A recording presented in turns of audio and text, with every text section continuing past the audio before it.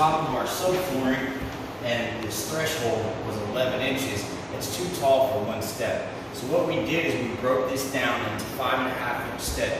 So instead of doing just a regular boring, just wood step, we figured we would do something custom and creative. So the inside of this is 2-inch styrofoam paintboard, and it is fastened to this subflooring.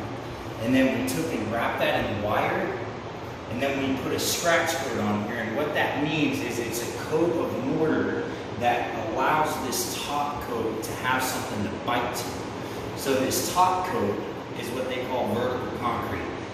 This stuff is really creamy, really nice to work with. It's almost like Play-Doh. As it sets up, you can just take a margin trowel or any other similar tool and just kind of shape and cut this thing out.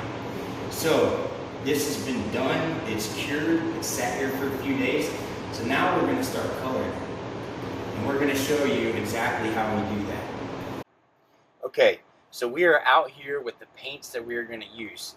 So basically what we have here is just a regular exterior flat latex paint. So that boulder in there is basically a mimic stone of granite, like a big slab of a rock. So granite up here in North Georgia is black and grays. Pretty much every shade of gray, from just off-white all the way down to black. So what we did is we went to Home Depot and we pulled a color card, and we just looked at all the different shades, and I actually got every shade that was on that one color chart. So this is onyx black, which is basically a similar to black, and then just darker grays all the way down to basically an off-white. So with a latex paint like this, if you do not dilute this with water, what will happen is it'll be opaque. It'll be like a solid color. What you see here is what you're going to get. So what we do is we will start with, say, this black onyx color, and we'll take and put a little bit of that in some water and really dilute that down with water to where that will become a stain. It's easy to wipe off. It absorbs. The pigment will absorb into the porous concrete, and as we put layers of that on, we will end up getting a faux finish that will really resemble a real rock. Okay guys, I got started here without you, but I'll brief you on what I've done. Last thing we did was mix up our exterior flat latex paint with our water, and we had about a cup and a half. Again, I didn't measure any of this. You know, I just put some water in here, about enough for what I thought would be to cover this rock, plus a little more. And then I just took that exterior latex paint and I just scooped with a stir stick, scooped some out, drizzled it in there 4 or 5 times until it had a nice color to it, but you know, again, looks basically just like colored water. So now you can take your brushes and you can either dab this, you can do it with a sponge, you can do it with a rag, which this works really well. It's nice to get your darker colors and go inside these crevices right here, and you can brush some black, or you know, really do some nice shadowing with that. You can also use an airbrush gun or HVLP sprayer. But in this case, what I did is I actually just took a regular spray bottle, and I made sure that my stain was mixed up really well. I dumped it in here, and just to kind of show you guys, you can see the dark spot back here. I've already colored. Just kind of spray this a little bit at a time, and I'm gonna be really random sprayer.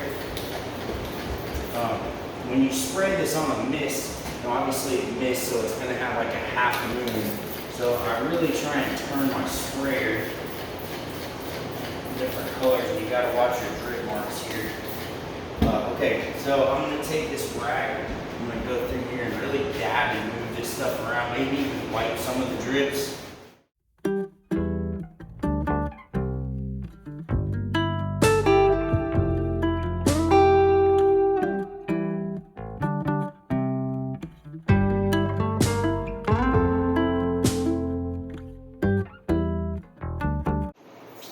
Okay guys, so I got the first coat sprayed on and I dabbed it with a rag.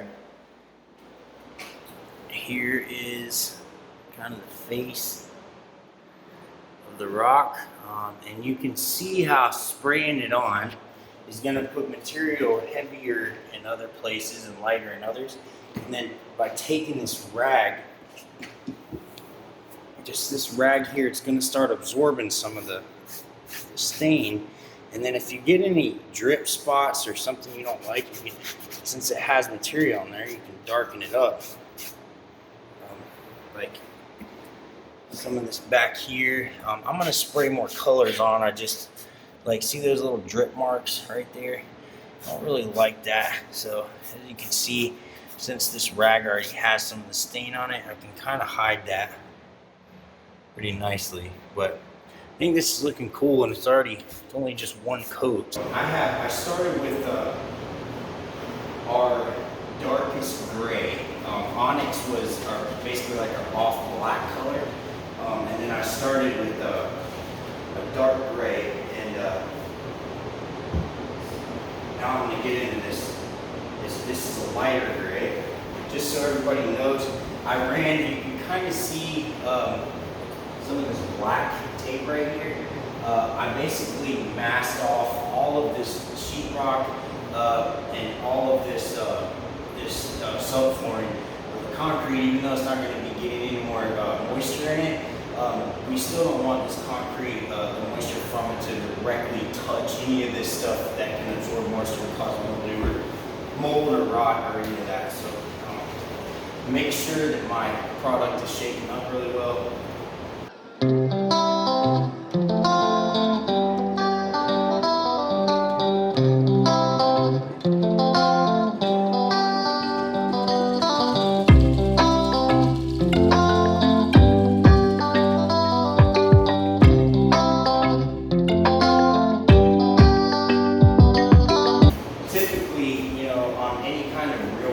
Any kind of raw material, whether it's rock or wood, or we use rock in this instance. If you think about a rock, you think about the darkest spots are in the lowest crevices. So that is from over time holding moisture and mildew and mold, and it just gets crud down in the low crevices. The lightest spots are typically on the high marks. If you look at a real rock, a lot of times the highest parts on that rock, they have a scuffed look, or they call it a tumbled look. So with our stamped concrete, a lot of times we try and keep that in mind, and what we'll do is we'll sand the top. So what I'm getting at is you want the high spot, like for example out here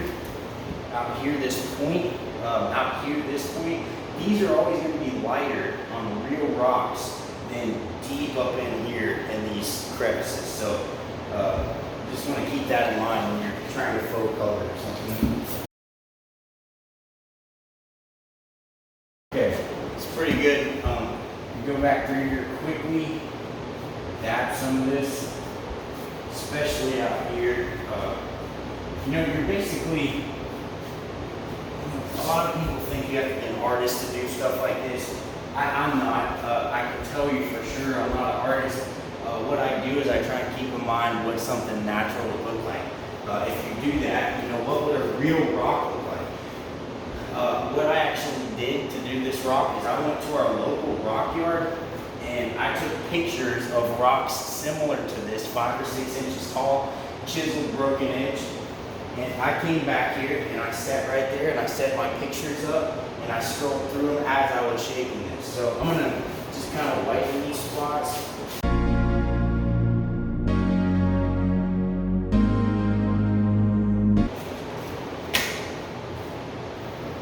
Look at my dirty fingernails. But yeah, just $5 for a pack. And then you want to start over here. And essentially what I want to do here is I just want to go through and I want to hit these deep crevices like with a rocket being broken away.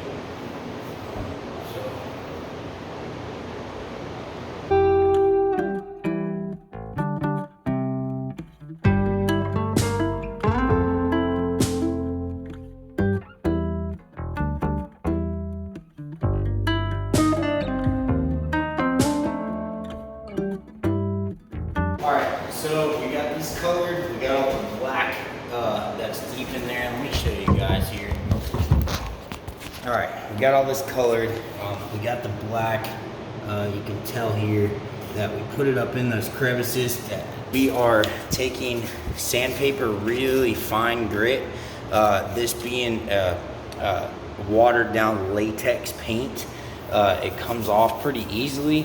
And what we'll do is we'll seal this when we're done. But if you look at real rock, a lot of times the tops, the corners, the high spots that stick out the most, they get hit and they get scuffed, and those become white or the lightest spots on the stone. So we're basically just gonna take this, kind of lighten sand in here. Lighten sand, all this. Now this is 1,000 grit sandpaper, so this is really fine. It's not like it's doing a whole lot. But like I said, this is basically just a really watered down latex paint, so it doesn't take much to get this stuff off of here, especially off the high spots. So what we don't want to do with this sanding is we do not want it to become noticeable that it was sanded. What I mean by that is we don't want streaking. We don't want circular motions. We have to be really aware when we are sanding this of how that is looking. If I go through here and I sand this back and forth and then I have streaks, it doesn't look natural. You're not going to see that out in nature. You're not going to see that in a real stone unless it's been tampered with. So I'm going to keep that in mind. I have to do either circular or straight back and forth.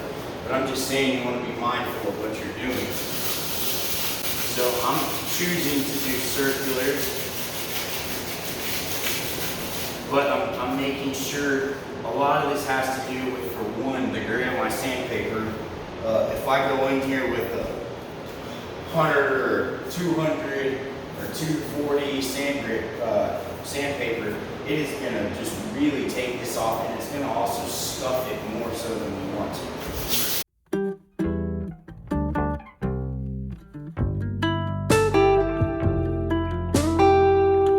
Notice how I'm really hitting these corners. You know, the cool thing about doing this is you can go look at any rock and you see no rock is ever going to be the same, but there's similarities, as you know, these corners and the high spots out here and on the high spots are going to be lighter and they're going to be scuffed. So again, that's what we're going after, is something, a natural, real stone look. And this is coming out really nice. And, you know, it's going pretty quickly too. So I'm gonna go get another couple pieces of sandpaper. Be right back. All right, keep in mind, when you switch sandpaper, obviously it's gonna be more coarse, and that means it's gonna take off more material. So you wanna start light. Start light, start in an inconspicuous spot, not right in the center of the door here. And see how much pressure it needs for us to get the look that we're going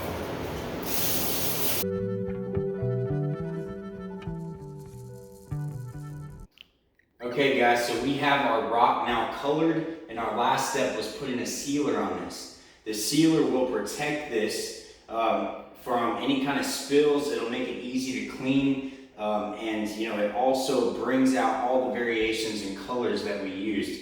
Which makes it really pretty with all the differences in color. There are all kinds of sealers that you can use, water-based or urethanes, acrylic sealers. So, you know, you may want to talk to your local manufacturer and see what they would recommend for sealing something like this. But thank you guys for joining us. Look for more of our videos to come out soon, and we'll see you on the next one.